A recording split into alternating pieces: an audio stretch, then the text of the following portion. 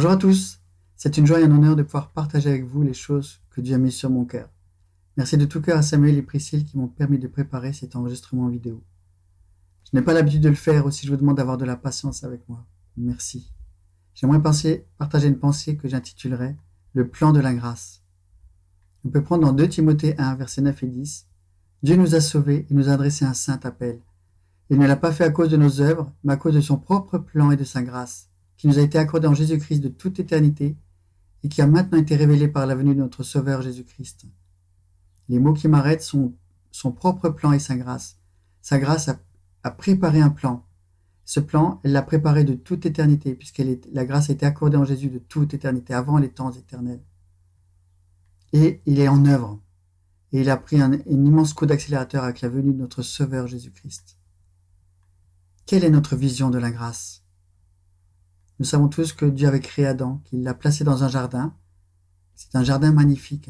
Il le visitait tous les jours et ils passaient ensemble des temps géniaux. Mais l'ennemi a tenté la femme d'Adam et il l'a fait tomber ainsi qu'Adam. Cette chute leur a fait tout perdre, la présence de Dieu, la sainteté et la gloire qui était la leur. Ils ont été séparés de Dieu, ils ont perdu la gloire de Dieu, la présence de Dieu.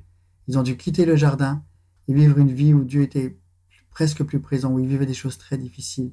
Et ils ont vu des siècles de dégénérescence, et quelle tristesse pour eux. Et nous croyons parfois que le Seigneur a été désarçonné par l'échec de son plan, surpris par la chute, et qu'il a dû essayer de trouver une parade au péché, de préparer un plan de secours pour essayer de libérer l'homme du péché et de la mort qui sont entrés dans le monde. La grâce aurait ainsi eu pour but de nous redonner ce qu'Adam a perdu, de nous permettre d'être pardonnés avec la possibilité de rencontrer Dieu de temps en temps, et que tout dépend de nos efforts pour vivre sans péché, mais nous en sommes incapables. Quel est donc le but de la grâce ? Dans Hébreux 2:10, nous lisons « Celui pour qui et par qui toute chose existe voulait conduire à la gloire beaucoup de fils. » Celui pour qui et par qui toute chose existe voulait conduire à la gloire beaucoup de fils. Voilà, je pense, le but du plan. Conduire à la gloire beaucoup de fils, réunis en Jésus-Christ. De toute éternité, Dieu voulait des fils. Il voulait les conduire à la gloire, une gloire éternelle. Nous lisons dans 1 Jean 3, « Bien-aimés, nous sommes maintenant enfants de Dieu, et ce que nous serons un jour n'a pas encore été révélé. Mais nous savons que lorsque Christ apparaîtra, nous serons semblables à lui parce que nous le verrons tel qu'il est.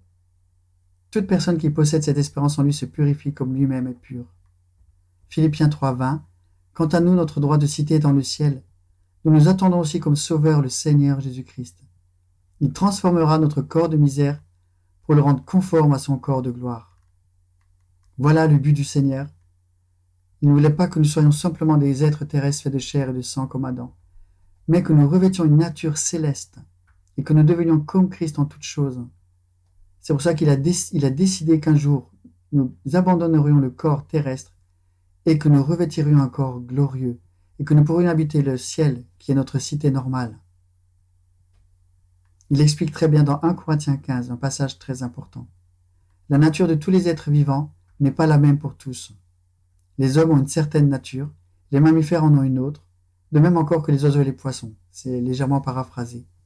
Il y a aussi des corps célestes et des corps terrestres.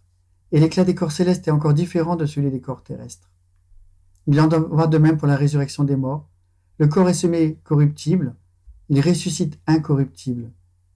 Il ne pourra plus pourrir. Il est semé méprisable, il ressuscite glorieux. Il est semé faible, il ressuscite plein de force. Il est semé corps naturel, il ressuscite corps spirituel. Il y a un corps naturel et il y a aussi un corps spirituel.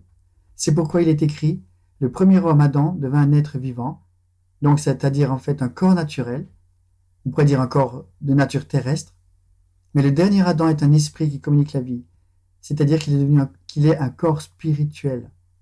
Ce n'est pas le spirituel qui vient en premier, c'est le naturel. Et ensuite vient ce qui est spirituel. Je dirais un peu comme un lanceur qui lance une fusée dans l'espace. Il y a besoin du naturel pour préparer la venue du spirituel. Le premier homme tiré de la terre est fait de poussière. Le second homme, le Seigneur, est du ciel. Les êtres humains sont terrestres, tout comme l'était Adam. Mais dans leur nouvelle nature, après leur transformation, les êtres humains seront célestes, comme l'est le Fils de Dieu. Et de même que nous avons porté l'image de l'homme fait de poussière, Adam, nous porterons aussi l'image de celui qui est venu du ciel, Christ. Ce que je veux dire, frères et sœurs, c'est que notre nature actuelle ne peut pas hériter du royaume de Dieu, que ce qui est corruptible n'hérite pas non plus de l'incorruptibilité. Le but de Dieu, c'était de nous faire hériter de son royaume. Adam ne pouvait pas en hériter, à cause de sa nature terrestre. Par contre, celui qui reçoit un corps nouveau, le corps glorifié de Jésus, il héritera du royaume, parce que son corps est incorruptible. Voici, je vous dis un mystère, nous ne mourrons pas tous, mais tous nous serons transformés en un instant, en un clin d'œil au son de la dernière trompette. La trompette sonnera, alors les morts ressusciteront incorruptibles, et aussi nous serons transformés. Car il faut que ce corps corruptible revête l'incorruptibilité, et que ce corps mortel revête l'immortalité. Il le faut. Voilà le but de Dieu de toute éternité, son plan, que le corps corruptible devienne incorruptible, et que le corps mortel devienne immortel, qu'il y ait une transformation. Le but de Dieu, c'est cette transformation de l'être humain. Ainsi, nous allons recevoir la résurrection, une nature céleste, qui est bien différente de celle d'Adam et qui la surpasse de beaucoup. C'était là le but de Dieu de toute éternité, se faire un peuple qui lui appartienne et ayant sa propre nature. Amen et gloire à Dieu. La grâce de Dieu veut créer une nation sainte, un peuple royal, fait de fils semblables à Christ, rempli de l'Esprit, juste, régnant avec lui, assis à sa droite dans les lieux célestes, tout comme lui est assis à la droite de son Père. Nous le lisons dans Romains 5, 17. Si par l'offense d'un seul homme, la mort a régné par lui seul, à plus forte raison ceux qui reçoivent l'abondance de la grâce et du don de la justice, régneront-ils dans la vie par Jésus-Christ lui seul. Quand Dieu a créé les anges et les hommes, ceux-ci avaient un pouvoir de choisir entre le bien et le mal. Ils avaient donc la capacité innée de pécher. Alors que Dieu, lui, ne peut pas pécher, ni celui qui est né de Dieu, surtout lorsqu'il a reçu son corps glorieux. 1 Jean 3, 9. Quiconque est né de Dieu ne pratique pas le péché parce que la semence de Dieu demeure en lui, et il ne peut pécher parce qu'il est né de Dieu. Satan a utilisé son pouvoir de péché, et il a péché et il est tombé, et il ne peut plus être racheté.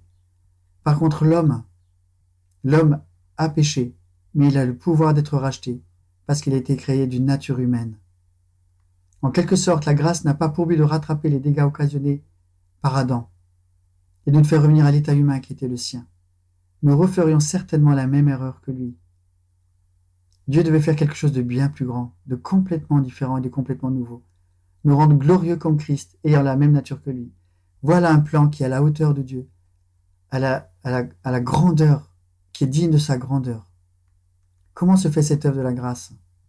En d'autres termes, comment Dieu a-t-il agi pour former cette nouvelle race, cette nation sainte, ces fils semblables à son Fils, dans lesquels il habite par son esprit?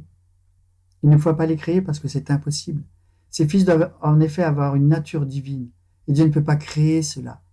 Il peut créer plein de choses, la terre, le ciel, les anges, l'être humain, les animaux, mais il ne peut pas créer un être divin. Dès qu'un être est créé, il n'est plus divin. L'essence même de la divinité, c'est d'être éternel. Que faire? Que faire pour qu'ils aient la même nature que son Fils, la même essence? Jésus a répondu à cette question au grand homme de la loi qui est venu le voir, Nicodème. Il lui a dit dans Jean 3, « En vérité, je te le dis, si un homme ne naît de nouveau, il ne peut voir le royaume de Dieu. Si un homme ne naît d'eau et d'esprit, il ne peut entrer dans le royaume de Dieu. Ce qui est né de la chair est chair, ce qui est né de l'esprit est esprit. » Voilà la réponse divine à un problème insoluble. Il faut être né de Dieu, c'est la nouvelle naissance, être né d'en haut, être né de l'esprit. C'est le seul moyen. Les fils ne peuvent être créés, ils ne peuvent être qu'être engendrés. S'ils naissent d'en haut, s'ils naissent de l'esprit, ils deviennent spirituels. S'ils naissaient que de la chair, ils restent chair, et la chair ne peut hériter du royaume de Dieu.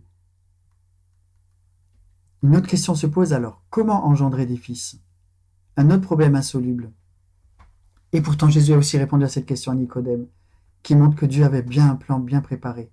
Jean 3, 14-15, comme Moïse éleva le serpent dans le désert, il faut de même que le Fils de l'homme soit élevé, afin que quiconque croit en lui ait la vie éternelle.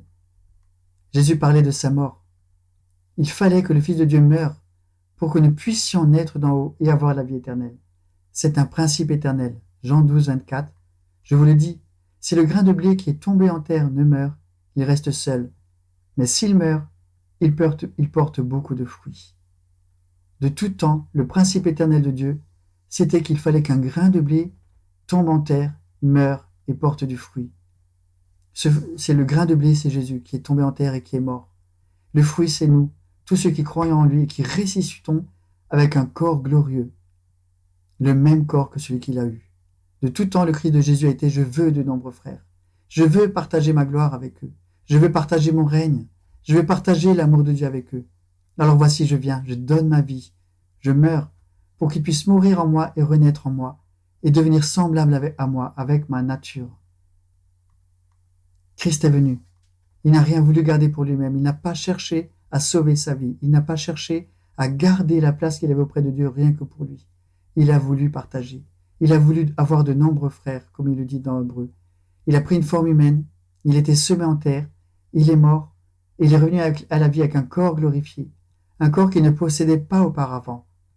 Et il nous a emportés avec lui dans sa mort et aussi dans sa résurrection. Notre esprit est né de l'Esprit de Dieu. Il est né de nouveau. Il est devenu vivant de la vie d'en haut. Et un jour, notre corps vivra la même chose. Il sera transformé et nous revêtirons le même corps que lui. Un corps céleste et spirituel, apte à vivre dans le royaume de Dieu et à régner avec Jésus-Christ. Humainement, il n'y avait pas de moyen de passer du monde naturel et terrestre d'Adam à celui céleste et spirituel de Jésus-Christ et du Père. Mais par sa mort et sa résurrection, Jésus a ouvert un chemin nouveau, un chemin de passage pour rentrer dans le monde spirituel. Ce chemin s'appelle la rédemption, l'adoption ou la nouvelle naissance. Nous lisons dans Hébreux 10, 19, 20. Nous avons au moyen du sang de Jésus une libre entrée dans le sanctuaire par la route nouvelle et vivante qu'il a inaugurée pour nous au travers du voile. Le voile, c'est-à-dire sa chair. Il a brisé le voile. Sa chair a été brisée. Sa chair a été rompue. Il est mort et il a ouvert le chemin pour nous. Pour l'instant, nous ne vivons pas encore la pleine réalité de notre corps spirituel, car nous recevrons notre corps plus tard, mais nous vivons déjà par la foi les choses qui nous appartiennent aujourd'hui. En conclusion, je dirais que nous comprenons que la race humaine n'était pas destinée à vivre éternellement dans sa nature terrestre. De toute éternité, Dieu avait un plan, il avait prévu la grâce. Il l'a accompli dans la mort du Fils de Dieu pour permettre à l'être humain de mourir et renaître en lui. En quelque sorte, notre vieille nature a accompli son œuvre. Mourir afin de permettre la naissance d'une nouvelle création. Il fallait que le Fils de Dieu meure.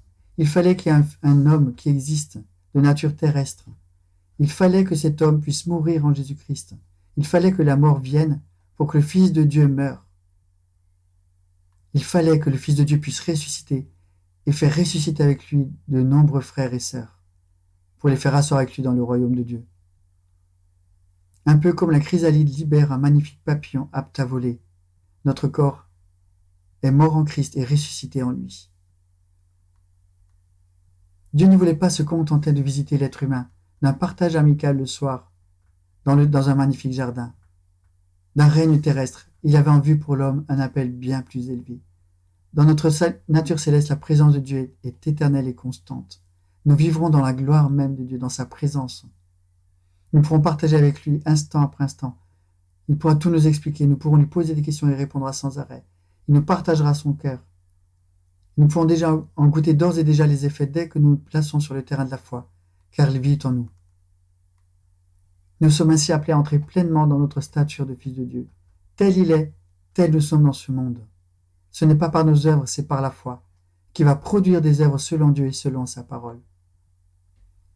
Ne gardons donc pas de nous-mêmes une vision de fils d'Adam, fils de la poussière, avec nos échecs, nos faiblesses, nos erreurs, nos limites, et ne limitons pas la grâce de Dieu dans nos vies, mais revêtons-nous du Seigneur Jésus chaque jour par la foi.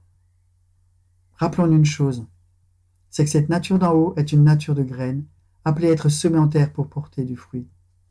C'est cette même nature de graine qui est en nous. Ainsi Dieu peut nous semer de la manière qu'il veut, à partir du moment où nous le laissons agir dans nos vies, selon sa volonté et avec foi. Cela peut vouloir signifier des choses difficiles des fois pour nous, ou des pertes, ou des renoncements, mais c'est le grain de blé qui meurt et il portera son fruit. De la même façon que le Fils de Dieu a porté son propre fruit en étant semé dans la terre. 2 Corinthiens 5, 14, 15. Car l'amour de Christ nous presse, parce que nous estimons que si un seul est mort pour tous, tous donc sont morts. Il est bien mort effectivement pour tous, afin que ceux qui vivent ne vivent plus pour eux-mêmes, mais pour celui qui est mort et ressuscité pour eux. Galates 2, 20. J'ai été crucifié avec Christ. Ce n'est plus moi qui vis, c'est Christ qui vit en moi. Et ce que je vis maintenant dans mon corps, je le vis dans la foi au Fils de Dieu qui m'a aimé et s'est livré lui-même pour moi. Pour terminer, un dernier passage en Tite 2. Car la grâce de Dieu, source de salut pour tous les hommes, a été manifestée.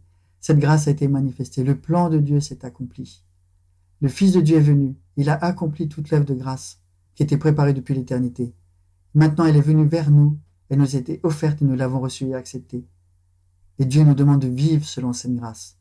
Elle nous enseigne à renoncer à l'impiété et aux convoitises mondaines et à vivre dans le siècle présent selon la sagesse, la justice et la piété, en attendant la bienheureuse espérance et la manifestation de la gloire du grand Dieu et de notre Sauveur Jésus-Christ. Le Seigneur revient bientôt. Les temps avancent, on sent que les temps sont courts, les temps sont difficiles, mais nous savons que nous devons relever la tête car le Seigneur revient, prendre les siens et nous transformer nos corps de gloire, en corps de gloire. Jésus s'est donné lui-même pour nous, afin de nous racheter de toute iniquité et de se faire un peuple qui lui appartienne, purifié par lui et zélé pour les bonnes œuvres. Parce que nous sommes fils appelés à être comme Christ, notre vie devient complètement différente. Que nous puissions devenir purs en lui et zélés pour les bonnes œuvres, des œuvres qui le glorifient. Amen. J'aimerais simplement prier. Père, nous te louons pour ton plan magnifique préparé de toute éternité. Merci pour la grâce qui a été préparée pour nous, mise en réserve dans les lieux célestes. Merci parce qu'au temps voulu, cette grâce a été libérée sur la terre. Merci parce qu'elle est venue jusqu'à nous. Elle a pris une forme humaine. Elle s'est appelée Jésus-Christ. Merci que cette grâce a marché parmi nous pleine de grâce et de vérité. Merci parce que Seigneur Jésus, tu nous as enseigné la vérité. Tu nous as enseigné ta parole. Tu nous as enseigné les vérités d'en haut. Nous te louons et nous t'adorons, Jésus. Merci parce que à la fin, tu as livré ta vie pour être ce grain de blé qui tombe en terre et qui meurt. Tu n'as pas sauvé ta vie, mais tu as cherché à sauver des millions d'âmes et nous te louons. Merci parce qu'en toi nous sommes morts et ressuscités. Merci parce que notre esprit est né d'en haut, il est né de nouveau. Il est en communion avec toi. Et merci parce qu'un jour notre corps revêtira aussi le corps de gloire. Le corps de mort, le corps de terre disparaîtra. Et nous revêtirons un corps céleste, un corps spirituel, le même que le tien. Et nous régnerons avec toi pour toujours. Seigneur, nous voulons bénir ton nom et marcher d'une manière digne de toi dans le temps qui nous reste à vivre sur la terre, en ne vivant plus pour nous-mêmes, mais en vivant pour celui qui est mort et ressuscité pour nous. Nous te bénissons, nous t'adorons, au nom de Jésus. Amen. Que le Seigneur vous bénisse et soit avec vous.